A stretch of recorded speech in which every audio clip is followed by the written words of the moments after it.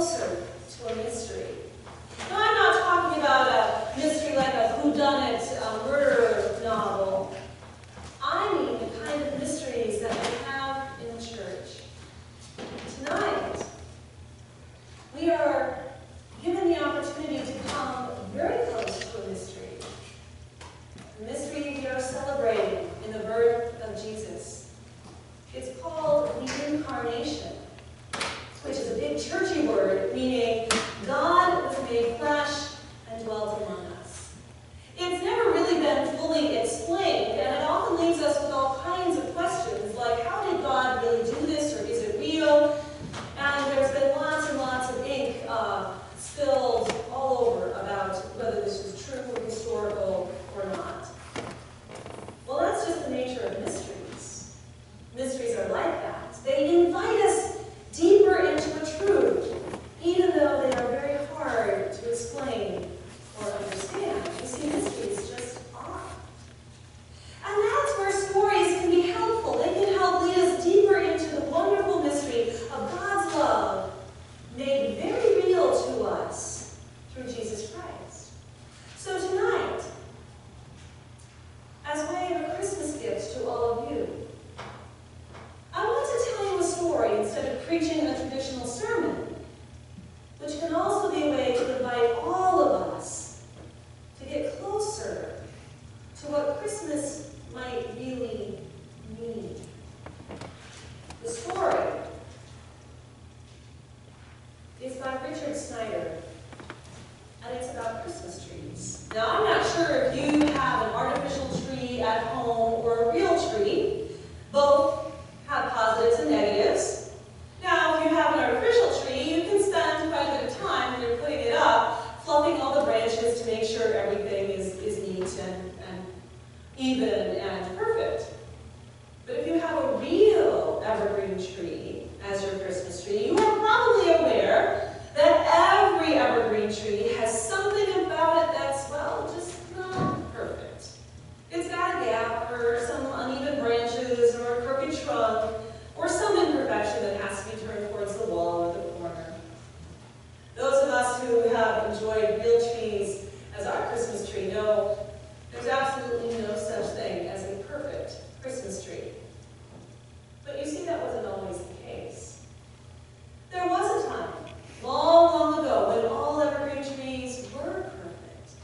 And this was especially true in a small kingdom in the Carpathian Mountains in Europe. In part because growing conditions there were just excellent for evergreen trees. The temperature never fluctuated too much for too long. It was never too hot or cold for any major length of time. The right amount of sunshine shone all year round. There was enough rain to keep the soil moist, but it never flooded. And in the winter, the snow fell just enough to keep those green needles that beautiful shade of deep green. In such an evergreen paradise as this, each and every single tree was perfect, with perfectly straight trunks, evenly spaced branches that gracefully sloped, just ever so slightly downward. And each tree had that perfect deep green color. Now, every year, on the last Sunday before Christmas, the Queen's royal woodsman would come into the royal forest to select just one tree that stood out among all that perfection to be the royal Christmas tree. They would cut it down and then gently carry it to the palace, where it would be decorated in the great hall and reign over all the joyful Christmas celebrations for the Queen's family and all the villagers. Now, of course, every tree hoped for this tremendous honor. And so they put a lot of effort into making sure they grew perfect. One tree in particular showed a lot of promise. It was a little tree that grew on the edge of a grove of pine trees in the forest. And this little tree had a name. Its name was Small Pine. Now, Small Pine had listened very carefully to its elders when it was a sapling, because they knew the best way is to grow perfect. As a result, everything about Small Pine, from its beautiful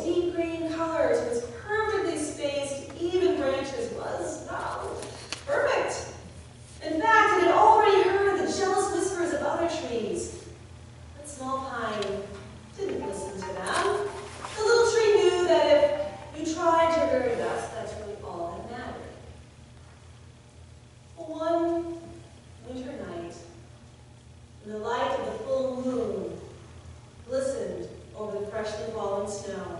A little gray rabbit suddenly burst into the grove where small pine was growing. The little rabbit's sides were heaving with deep breaths, and his eyes were wide with panic. In the distance, there was the sound of howling and barking of wild dogs and the thrill of the hunt. The little rabbit ran from tree to tree in the grove looking for a place to hide, but every tree, upset that their time of rest at night had been disturbed, artfully lifted their branches off the snow, so there'd be no way for that little rabbit to find cover. The howling and the barking grew louder as the dogs got closer. The rabbit ran faster and faster, desperate to find a hiding place. And that's when the little rabbit ran up to Small Pine. And when Small Pine saw the fear in that little rabbit's eyes, its heart went out to the little creature. And Small Pine lowered its branches so the little rabbit could dart beneath them and hide. And in that very moment, the dogs burst into the grove of trees and began sniffing around. But, covered by the smell and protected by the evergreen screen, the dogs couldn't smell or see the little rabbit. So they quickly moved on, searching for their prey. The frightened little rabbit snuggled in among Small Pine's branches, safe and sound, all night long. And in the morning, it hopped off to its den. But when Small Pine tried to lift its lower branches back to their proper, perfect height, it found that it wouldn't move. No matter how hard the little trees strained and struggled, that rabbit had been on them too long. They would never be perfectly even again. Oh well, thought Small Pine, perhaps the woodsman won't notice a little gap so near the bottom of a tree that was so beautiful and perfect. Now, it was only a day or so later that a terrible blizzard blew into the area. No one could remember a storm that had as much high winds and snow as this one. And all living creatures shut themselves up in their houses or burrows or dens to keep out of that storm. Unfortunately, the little mother wren, the little bird, had gotten blown off course in that storm, and with her wings soaking wet, she was having trouble fighting those high winds. She barely made it into the grove of evergreens and began flying from tree to tree, looking for a safe place where she could rest and wait out the storm. But every tree, frightened that the little bird would ruin their perfect shape, clutched their branches tight like a fist. So the little wren did not find a single welcoming branch.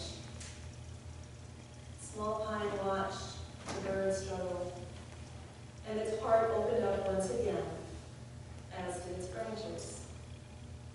It welcomed the mother wren, who nestled on a branch near the top of the tree, safe to rest at last. She stayed all night, and when the storm finally ended the next day, the wren flew off to her nest. However, when Small Pine tried to move its branches back to their proper place, they wouldn't move. In them would be a gap forever. Now, after that storm, the temperature fell so fast that all the snow, that newly fallen snow, froze solid, making it difficult for all but the strongest of deer to dig through that icy snow to the ground moss beneath the snow that the deer ate to survive in winter.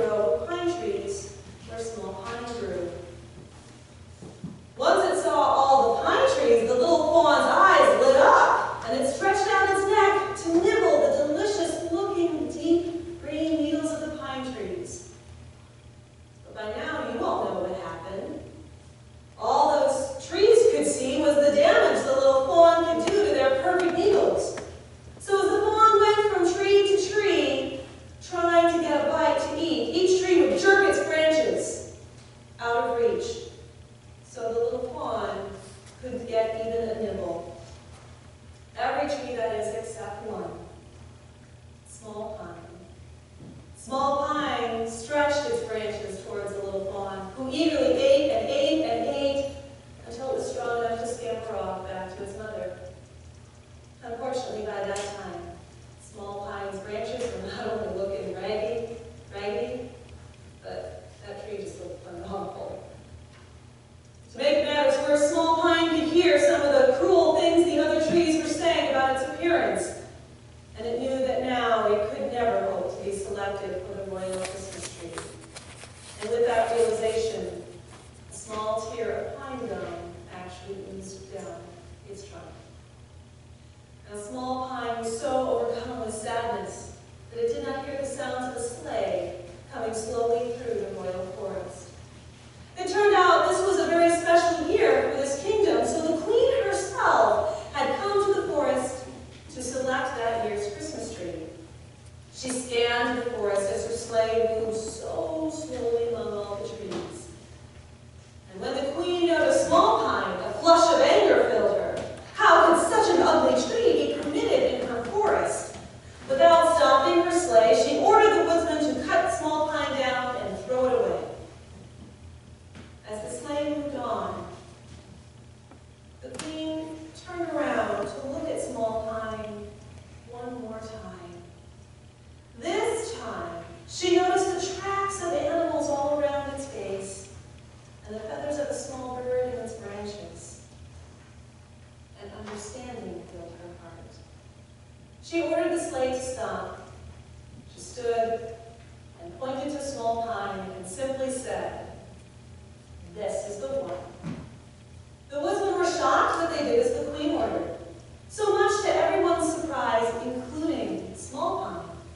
It was Small Pine who was taken to the palace and placed in the middle of the great hall where people hung all kinds of glittering decorations like silver stars and golden angels on its uneven branches. On Christmas Day, they danced around Small Pine and sang songs, and everyone said they had never seen such a beautiful tree before. For in its gaping hole, many saw the protecting arm of a father, and its uneven branches showed many the comforting lap of a mother, and a few, like the wise queen, saw the love of Christ expressed on earth, which is the very thing we are celebrating tonight. A love that gave everything to come and be with us in our imperfections. A love that shows us that being perfect is not what makes us beautiful or loved. And that is why there are no perfect Christmas trees. Because like so many of us, the trees have learned that living for the sake of others is what makes us most beautiful in the eyes of God. May all of us find hope and joy and inspiration in the story the trees tell us this Christmas Eve. Merry Christmas.